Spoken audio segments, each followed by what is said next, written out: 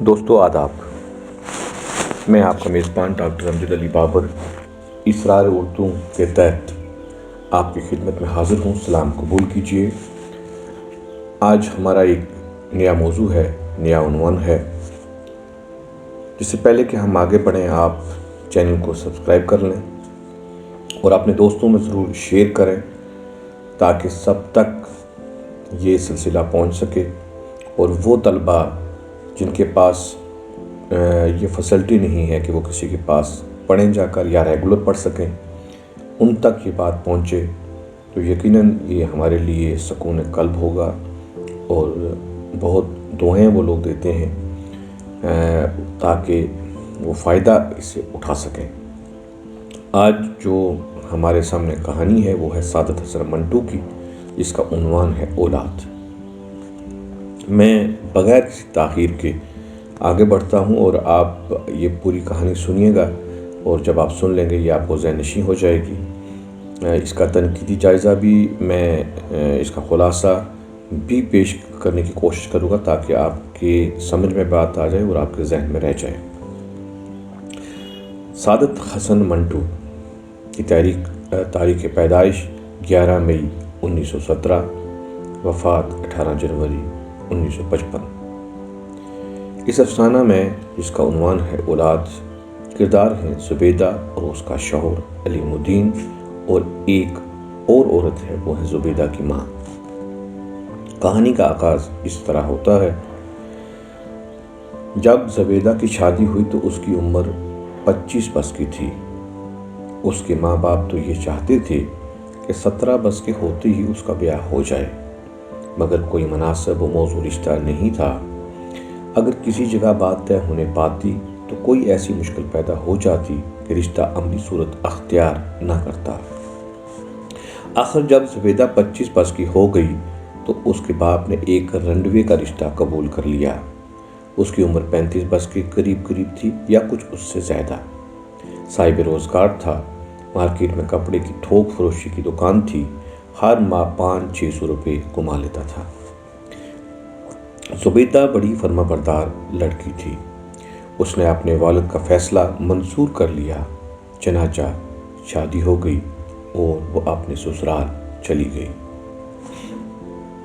اس کا خاوند، جس کا نام علیم الدین تھا، بہت شریف اور محبت کرنے والا ثابت ہوا۔ زبیدہ کی ہر آزائش کا خیال رکھتا تھا، کپڑے کی کوئی کمی نہیں تھی، حالانکہ دوسرے لوگ اس کے لیے ترستے تھے۔ 40,000 اور 3P کا لٹھا، شینوں اور 2 بوری کی بوسکی کے تھانوں کے تھان زبیدہ کے پاس موجود رہتے تھے۔ وہ اپنے میکے ہر ہفتے جاتی تھی۔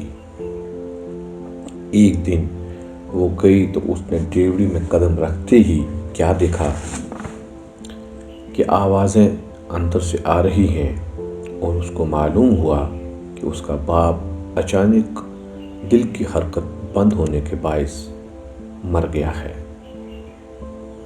زبیدہ پریشان تھی۔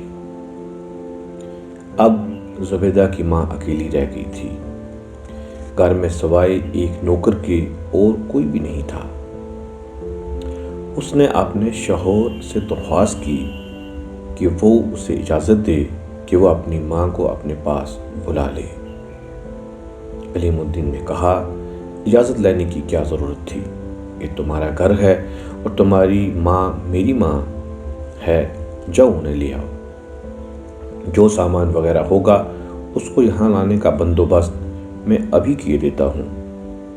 زبیدہ بہت خوش ہوئی۔ گھر کافی بڑا تھا، 2-3 کمرے خالی پڑے تھے۔ وہ تانگے میں گئی اور اپنی ماں کو ساتھ لے آئی۔ علیم الدین نے سامان اٹھوانے کا بندوبست کر دیا تھا، چنانچہ وہ بھی پہنچ گیا۔ زبیدہ کی ماں کے لیے کچھ سوچ بچار کے بعد ایک کمرہ مختص کر دیا گیا۔ وہ بہت ممنون تھی، اپنے داماد کے حسن سلوک سے متاثر تھی۔ اس کے جی میں کئی مرتبہ یہ خواہش پیدا ہوئی کہ وہ اپنا سارا زیور جو کئی ہزار کی مالیت کا تھا اس کو دے دے، لیکن وہ حقیقتاً کنجوس تھی۔ ایک دن اس نے اپنی بیٹی سے کہا، مجھے یہاں آئے 10 مہینے ہو گئے ہیں۔ میں نے اپنی جیب سے 1 پیسہ بھی خرچ نہیں کیا، حالانکہ تمہارے مرحوم باپ کے چھوڑے ہوئے 10,000 روپے میرے پاس موجود ہیں اور زیور الگ سے ہے۔ زبیدہ انگیٹھی کے کوئلوں پر پھلکا سینک رہی تھی۔ ماں، تم بھی کیسی باتیں کرتی ہو؟ کیسی ویسی میں نہیں جانتی، میں نے یہ سب روپے علیم الدین کو دے دیے ہوتے، مگر میں چاہتی ہوں کہ تمہارا کوئی بچہ پیدا ہو تو یہ سارا روپیہ اس کو تحفے کے طور پر دوں۔ زبیدہ کی ماں کو اس بات کا بڑا خیال تھا کہ اس کے ابھی تک بچہ پیدا کیوں نہیں ہوا۔ شادی ہوئے قریب 2 برس ہو چکے تھے، مگر بچے کی پیدائش کے آثار ہی نظر نہیں آتے تھے۔ وہ اسے کئی حکیموں کے پاس لے گئی، ماجھو نے کئی سوف کئی قرض اس کو کھلوائے، مگر خاطر خواہ نتیجہ برآمد نہ ہوا۔ آخر اس نے پیروں فقیروں سے رجوع کیا، ٹونے ٹونکے استعمال کیے گئے، تعویذ داغے بھی، مگر مراد بھر نہ آئی۔ زبیدہ اس دوران میں تنگ آ گئی۔ ایک دن چنانچہ اس نے اکتا کر اپنی ماں سے کہہ دیا، چھوڑو اس قصے کو، بچہ نہیں ہوتا نہ ہو۔ اس کی بوڑھی ماں نے منہ بسور کہا، بیٹا یہ بہت بڑا قصہ ہے، تمہاری عقل کو معلوم نہیں کیا ہو گیا ہے۔ تم اتنا بھی نہیں سمجھتی ہو کہ اولاد کا ہونا کتنا ضروری ہے؟ اس سے تو انسان کی زندگی کا باغ سدا ہرا بھرا رہتا ہے۔ زبیدہ نے پھلکا چنگیر میں رکھا، میں کیا کروں؟ بچہ پیدا نہیں ہوتا تو اس میں میرا کیا قصور ہے؟ بڑھیا نے کہا، قصور کسی کا بھی نہیں بیٹی، بس صرف اللہ کی مہربانی چاہیے۔ زبیدہ اللہ میاں کے حضور ہزاروں مرتبہ دعائیں مانگ چکی تھی، وہ اپنے فضل و کرم سے اس کی گود کھری کرے، مگر اس کی ان دعاؤں سے کچھ بھی نہیں ہوا تھا۔ وہ بہت اداس تھی۔ جب اس کی ماں نے ہر روز اس سے بچے کی پیدائش کے متعلق باتیں کرنا شروع کی تو اس کو ایسا محسوس ہونے لگا کہ وہ بنجر زمین ہے، جس میں کوئی پودا اگ ہی نہیں سکتا۔ راتوں کو وہ عجیب سے خواب دیکھتی، بڑے اوٹ پٹنگ قسم کے۔ کبھی یہ دیکھتی کہ وہ لک کو دک صحرا میں کھڑی ہے، اس کی گود میں ایک گل گوتھنا سا بچہ ہے جسے وہ ہوا میں اتنے زور سے اچھالتی ہے کہ وہ آسمانوں تک پہنچ کر غائب ہو جاتا ہے۔ کبھی یہ دیکھتی ہے کہ وہ اپنے بستر میں لیٹی ہے جو ننھے منھے بچوں کے زندہ اور متر گوشت سے بنا ہے۔ ایسے خواب دیکھ کر اس کا دل و دماغ غیر متوازن ہو گیا۔ بیٹھے بیٹھے اس کے کانوں میں بچوں کے رونے کی آواز آنے لگتی اور اپنی ماں سے کہتی، یہ کس کا بچہ رو رہا ہے؟ اس کی ماں نے اپنے کانوں پر زور دے کر یہ آواز سننے کی کوشش کی۔ جب کچھ سنائی نہ دیا تو اس نے کہا، کوئی بچہ نہیں رو رہا۔ نہیں ماں، رو رہا ہے، بلکہ رو کے ہلکان ہوئے جا رہا ہے۔ اس کی ماں نے کہا، یا تو میں بہری ہو گئی ہوں یا تمہارے کان بجنے لگے ہیں۔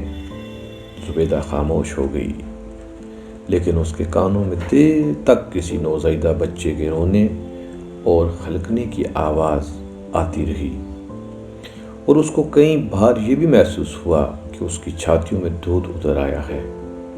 اس کا ذکر اس نے اپنی ماں سے نہ کیا، لیکن جب وہ اندر اپنے کمرے میں تھوڑی دیر آرام کرنے کے لیے گئی تو اس نے قمیص اٹھا کر دیکھا کہ اس کی چھاتیاں دودھ سے بھری تھیں۔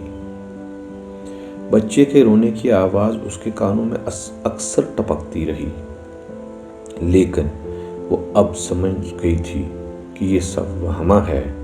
حقیقت صرف یہ ہے کہ اس کے دل و دماغ پر مسلسل تھوڑے پڑتے رہتے ہیں، اس کے بچہ کیوں نہیں ہوتا، اور وہ خود بھی بڑی شدت سے وہ خلا محسوس کرتی ہے جو کسی بہی عورت کی زندگی میں نہیں ہونا چاہیے۔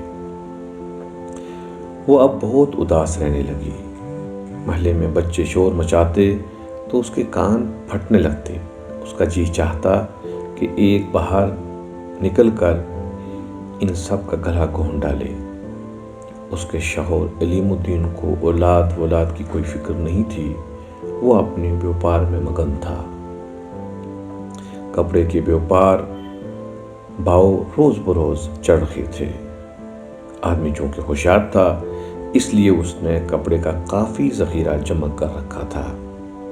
اب اس کی ماہانہ آمدن پہلے سے دوگنا ہو چکی تھی، مگر اس آمدن کی زیادتی سے زبیدہ کو کوئی خوشی حاصل نہیں ہوتی تھی۔ جب اس کا شوہر نوٹوں کی گڈی اس کو دیتا تو اسے اپنی جولی میں ڈال کر دیر تک انہیں لوری دیتی، پھر وہ انہیں اٹھا کر کسی خیالی جھولنے میں بٹھا دیتی۔ یہ تھا افسانہ اولاد۔ یہ میں نے پورے کا پورا ٹیکسٹ اس کا آپ کے سامنے رکھا، جس میں 2 ہی کردار ہیں اور ایک مصنوعی سا کردار ہے زبیدہ کی ماں کا، لیکن وہ کہانی کو آگے بڑھنے میں مدد دیتی ہے۔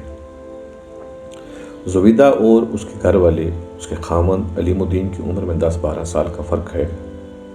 علیم الدین رنڈوا ہے، لیکن چونکہ کما لیتا ہے اس لیے زبیدہ کے ماں باپ اپنی بیٹی کا ہاتھ اس کے ہاتھ میں دے دیتے ہیں، لیکن علیم الدین بڑا وفادار ثابت ہوتا ہے۔ وہ بیٹی کو خوش رکھتا ہے، وہ اپنی بیوی کو خوش رکھتا ہے، اس کو کھان پان کپڑے ہر چیز جو ہے مہیا کرتا ہے۔ بعد ازاں زبیدہ کے والد کے انتقال کے بعد زبیدہ اپنی ماں اور علیم الدین کی ساس کو اپنے گھر لے آتی ہے۔ وہ ساس کی بھی بڑی خدمت کرتا ہے۔ ساس اپنے داماد سے متاثر ہے اور اس کے پاس جو پونجی ہے وہ چاہتی ہے کہ وہ علیم الدین کو دے، لیکن اس کے لیے وہ کوئی بہانہ ڈھونڈتی ہے۔ وہ چاہتی ہے کہ اس کی بیٹی کے ہاں کوئی بچہ پیدا ہو اور وہ ساری پونجی اس کو انعام میں دے، لیکن افسوس کہ اس کو بچہ نہیں ہوتا۔ اس میں زبیدہ پریشان ہوتی ہے۔ یہاں 2 چیزیں سامنے آتی ہیں کہ اولاد نہ ہونے کا غم علیم الدین کو نہیں ہو رہا ہے، وہ اپنے کاروبار میں جو ہے ملوث ہے، جبکہ زبیدہ چاہتی ہے کہ اس کے ہاں بچہ ہو۔ اس افسانے میں سعادت حسن منٹو نے عورت کی نفسیات کو ایک عجیب اور انوکھے طریقے سے اجاگر کیا ہے۔ وہ مرد ہوتے ہوئے بھی اس بات کا احساس رکھتے تھے کہ عورت شادی کے بعد اولاد کی کتنی طلبگار ہوتی ہے۔ بالآخر زبیدہ کا ذہن جو ہے وہ اپنا توازن کھو بیٹھتا ہے، چونکہ اس کو بچوں کی آوازیں آتی ہیں، اس کو بچوں کی کبھی رونے کی آوازیں آتی ہیں اور وہ تصور کرتی ہے کہ اس کا بچہ کہیں رو رہا ہے، لیکن حقیقت میں ایسا نہیں ہے۔ وہ خود ہی خود سے بات کرتی ہے کہ یہ اس کا وہمہ ہے، حقیقت یہ ہے کہ اس کے ہاں بچہ نہیں ہے۔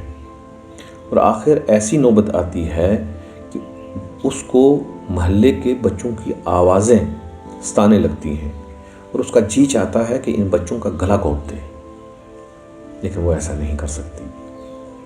علیم الدین کی آمدن ماہانہ بڑھ جاتی ہے، وہ وفادار ہے، وہ اپنی عورت اپنی بیوی کا مالیت کے حساب سے دھیان رکھتا ہے۔ وہ پیسوں کی گڈیاں لا کر زبیدہ کو دیتا ہے۔ زبیدہ کچھ دیر تک ان گڈیوں کو اپنی جولی میں یہ تصور کر کے رکھتی ہے کہ یہ اس کے بچے ہیں اور پھر کسی تصوراتی جھولے میں ڈال دیتی ہے۔ یہ تھا دوستو سعادت حسن منٹو کا افسانہ اولاد۔ آپ دوستوں میں شیئر کریے گا، خود سبسکرائب کریں اور مزید اپنے مشوروں سے مجھے نوازتے رہیں، اور اگر یہ آپ کو پسند آئے تو ضرور اس کو لائک کریے گا۔ شکریہ، خدا حافظ۔